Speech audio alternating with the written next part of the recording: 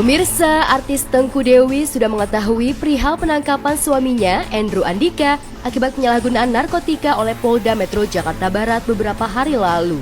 Walaupun saat ini Andrew Andika tengah berurusan dengan kasus hukum dugaan penyalahgunaan narkotika jenis sabu-sabu, Tengku Dewi tetap mantap melanjutkan proses perceraiannya di Pengadilan Agama Negeri Cibinong, Bogor. Gugatan cerai yang diajukan Tengku Dewi itu bukan tak simpati dengan nasib Andrew Andika yang terjerat narkoba. Tengku Dewi tetap melanjutkan proses gugatan cerainya pada Andrew. Hal itu seperti yang disampaikan oleh kuasa hukumnya. Responnya Tengku ketika tahu ada kasus Andrew menggunakan narkoba, tentu ini sangat kaget ya. Artinya Andrew yang dikenal oleh Tengku mungkin tidak pernah bersentuhan dengan hal-hal yang seperti ini ya, yang dikenal oleh Tengku Dewi berdasarkan informasinya ya. Kasus yang menimpa Andrew saat ini itu akan mengurungkan niat Tengku Dewi untuk mengajukan gugatan cerai. Setelah saya konfirmasi dan bicara dengan Tengku Dewi, ini tidak mengurungkan niatnya.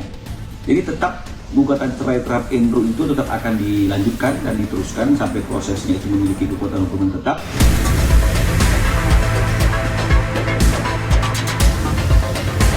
Tak hanya sampai di situ, Tengku Dewi kabarnya juga meminta wanita selingkuhan Andrew Andika juga diperiksa terkait penyalahgunaan narkoba. Bad boy kayaknya dulu, julukannya bad boy. Berarti kalau gue jalan sama dia ke klub zaman dulu kan, bad boys, and what you gonna do, what you gonna do when we come for you, bad boys.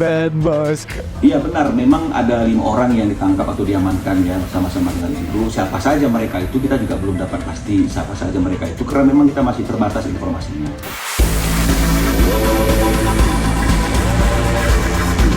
Ditambahkan Minola, gugatan cerainya tersebut tidak akan terpengaruh oleh kasus narkotika yang menjerat Andrew Andika saat ini.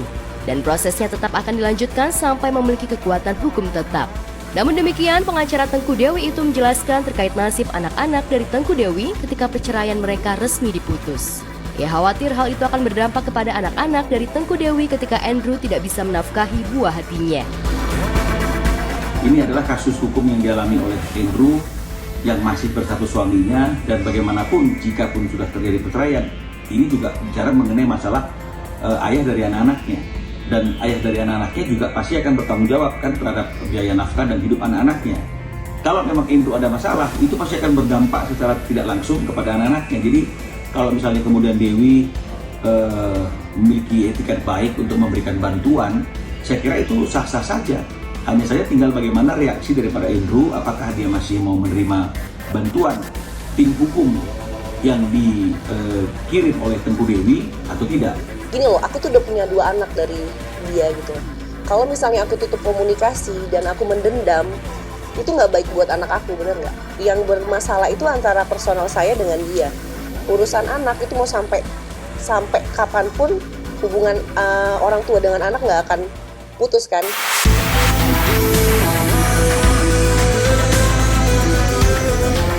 Namun di sisi lain, Minola Sebaya menyebut kalau kliennya siap untuk memberikan bantuan kepada Andrew Andika yang kini masih berstatus sebagai suaminya. Namun hal itu tentu melihat bagaimana respon dari Andrew Andika. Sikap Tengku Dewi itu seolah tarik ulur kepada suaminya hingga menuai sorotan netizen.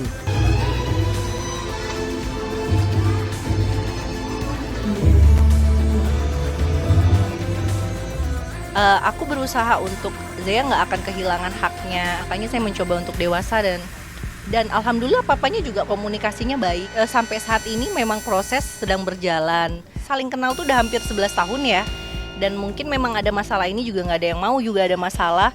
Kita juga sempat konflik, tapi akhirnya baik-baik dan kita duduk bersama dengan kepala dingin, ini maunya gimana. Sekarang bukan hubungan pacaran loh, ini udah menghasilkan 2 anak. Kita bisa ngadapin misalnya 11 tahun bareng-bareng, masa ada masalah kayak gini kita langsung egois gitu. Jadi banyak hal-hal yang bener-bener kita pikirin matang-matang walaupun awalnya berat ya. Seperti diketahui sebelumnya, Tengku Dewi menolak rujuk, tapi ia tetap membuka komunikasi dan menerima Andrew datang saat melahirkan dan hadir di acara akikah anak keduanya. Hingga gugatan cerai pertamanya pun kabarnya dicabut hingga menggugat cerai ulang. Meski itu terjadi karena kesalahan dari pihak pengadilan. Sebagai informasi, Tengku Dewi melayangkan gugatan cerai terhadap sang suami karena sebelumnya disebut pihak pengadilan sudah dicabut pada 4 Juli 2024 lalu. Ya sekarang sih masih tetap on progress ya, maksudnya karena di pengadilan pun tidak boleh ternyata sambil hamil itu mengajukan cerai, jadi di hold dulu kemarin gitu. Jadi proses tetap berjalan sih.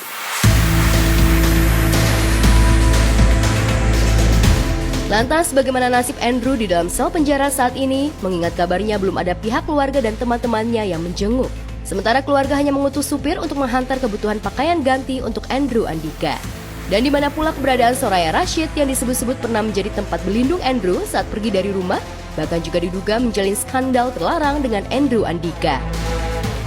No comment, nggak tahu. Tapi kalau KSNG maksudnya kebijakan KSNG maksudnya dari Alhamdulillah wa syukurillah. Terhadap public figure tersebut berinisial AA tersebut saat ini berada di Polres Metro Jakarta Barat. Untuk teman-temannya ada 5 orang, 3 orang laki-laki, 2 orang perempuan, dan diantaranya ada juga yang sebagai influencer. Tadi habis nganterin sesuatu untuk Andrew. Iya. Agak malusin. Kenapa? Dari siapa pun belum tahu. Dari mamanya? Iya, ibunya, iya. Apa aja bang? Kan ibunya. Ya kayak minuman kaleng gitu aja. Ya cemilan gitu-gitu aja sih. Pakaian ada. Ini bukan pakaian kotor juga. Nah, sosoknya sendiri seperti apa bang? Siapa? Di mata Di- sebagai drivernya itu. Ini nggak jadi masalah sih, aman-aman aja, baik-baik aja sih. Ya syok lah, mamanya langsung sakit sekarang. Langsung sakit sekarang.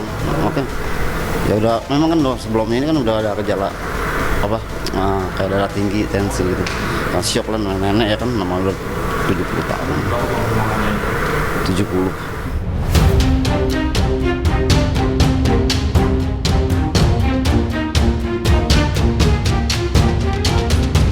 Sementara itu, kabar mengenai Raffi Ahmad yang diberi gelar Dr. Honoris Causa atau gelar dokter kehormatan oleh salah satu kampus di Thailand tak hanya membanggakan namun juga menimbulkan pro kontra publik dan mencetak viral di jagat sosial media tanah air.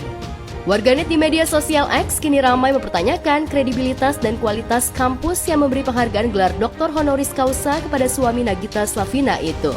Tak hanya itu, netizen juga mempertanyakan segampang itu pihak kampus memberi penghargaan bergengsi. Sementara banyak sarjana yang kuliah S1, S2 hingga S3 tidak mendapat gelar yang banyak disematkan kepada para pesohor tanah air.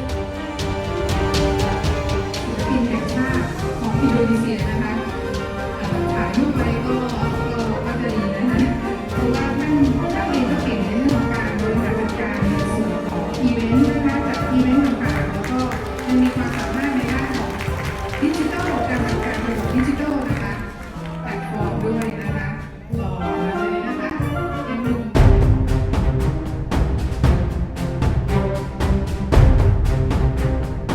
Dilansir dari media sosial X, orang warganet berakun @dark_off_nowhere mencoba menguliti kualitas kampus yang memberi Raffi Ahmad gelar kehormatan.